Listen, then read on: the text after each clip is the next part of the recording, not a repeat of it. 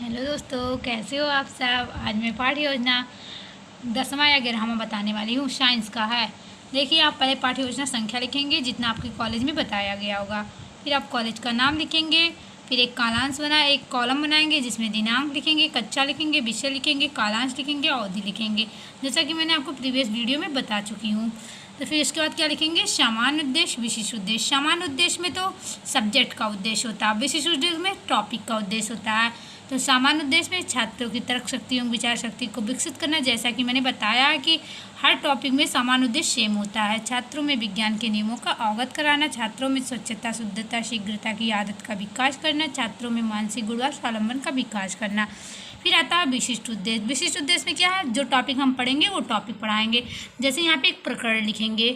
क्या लिखेंगे, प्रकरण। जैसे वहाँ जा रहे हैं रोग के बारे में पढ़ाने, तो यहाँ पे लिखेंगे। तो अब हम रोग के बारे में पढ़ा रहे हैं, तो विशेष उद्देश्य में क्या होगा, रोग का होगा।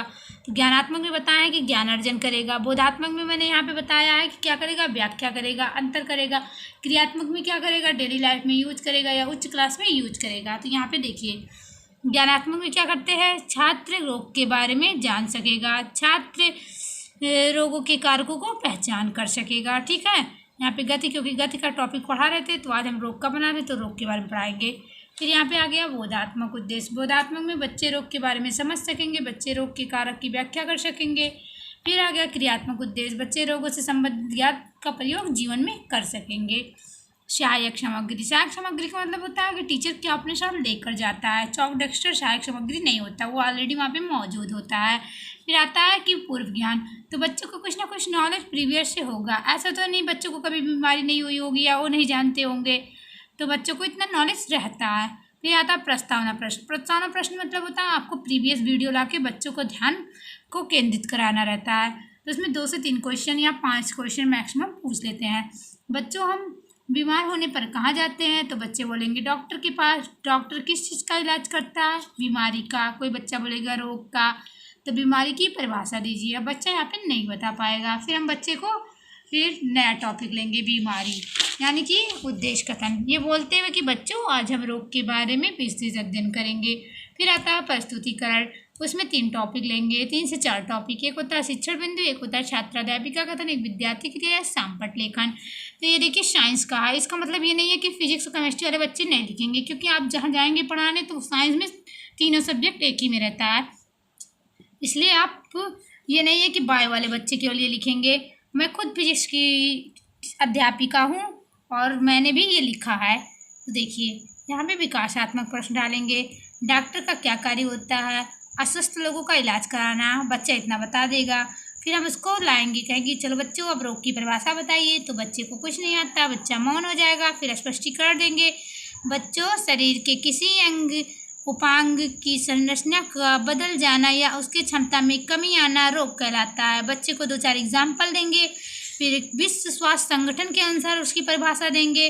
और इसके बाद फिर छात्र क्या करेगा, यहाँ पर ध्यानपूर्वक सुनेगा। और फिर देखिए, फिर यहाँ से हमने उसको विश्व स्वास्थ्य संगठन का परिभाषा है, शारीरिक, मानसिक एवं सामाजिक तौर पर पूर्णतः ठीक होना ही स्वास्थ्य है। और विश्व स्वास्थ्य संगठन का परिभाषा हो गया। फिर इससे बोध प्रश्न करेंगे। बोध प्रश्न का मतलब आपको, जैसा कि मैंने पहले भी बताया, कि जो टॉपिक आप पढ़ा रहे हैं उसमें से क्वेश्चन कीजिए कि बच्चा समझ पा रहा है या नहीं समझ पा रहा है। तो फिर कहेंगे बच्चों, शरीर के किसी अंग की संरचना को बदल जाना क्या कहते हैं। बच्चा बोलेगा रोग या बीमारी। फिर हम एक न्यू टॉपिक लेंगे। न्यू टॉपिक से फिर क्वेश्चन करेंगे उससे रिलेटेड। तो जो न्यू टॉपिक का क्वेश्चन लेते हैं उसे विकासात्मक प्रश्न बोलते हैं। लेंगे जिन व्यक्तियों को रोग होता है उन्हें क्या कहते हैं। बच्चा बताएगा सर रोगी कहते हैं, पेशेंट कहते हैं, कुछ भी बताएगा जो बच्चे को उस समय नॉलेज होगा। फिर हम दूसरा क्वेश्चन लेंगे, रोग के कारणों के बारे में बताइए। तो समस्यात्मक बन जाएगा। तो फिर हम स्पष्टीकरण देंगे रोगों की व्याख्या की। तो बच्चों, रोग को उत्पन्न करने वाले कारक को रोग यानी क्या, पैथोजन कहते हैं।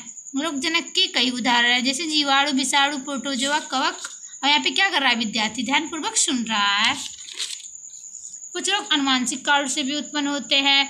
रोग कारण निम्नलिखित है, जैविक, भौतिक। बच्चों को एग्जाम्पल देकर बताएंगे कि जैविक क्या है, भौतिक क्या है, तथा रासायनिक क्या है, सामाजिक क्या है, अनुवांशिक क्या है।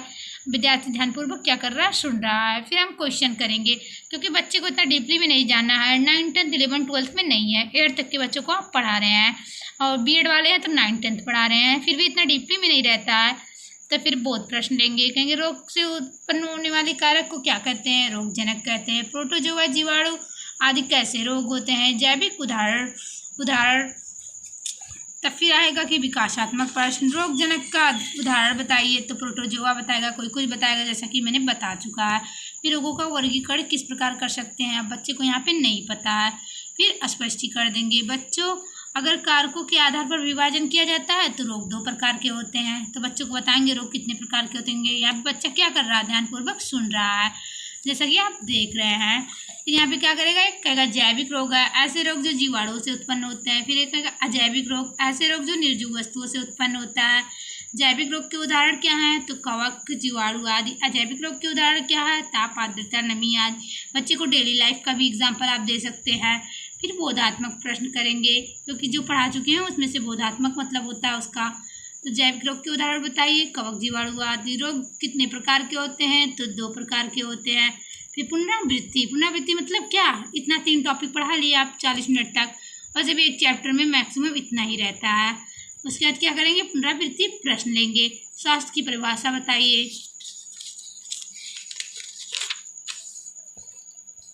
रोग किसे कहते हैं, अजैविक रोग किसे कहते हैं, जैविक रोग के उदाहरण बताइए। अब बच्चे को होमवर्क देंगे, रोग कितने प्रकार के होते हैं विस्तार से बताइए।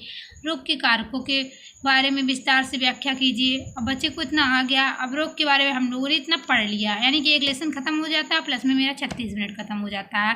तो इस तरह से एक लेसन प्लानिंग ऐसे बनाया जाता है। आप लोग खुद से भी बनाने की कोशिश कीजिए, और इससे वीडियो से हेल्प भी लीजिए। आपको जिस टॉपिक का चाहिए वो टॉपिक हम आपको देंगे। Okay, thank you.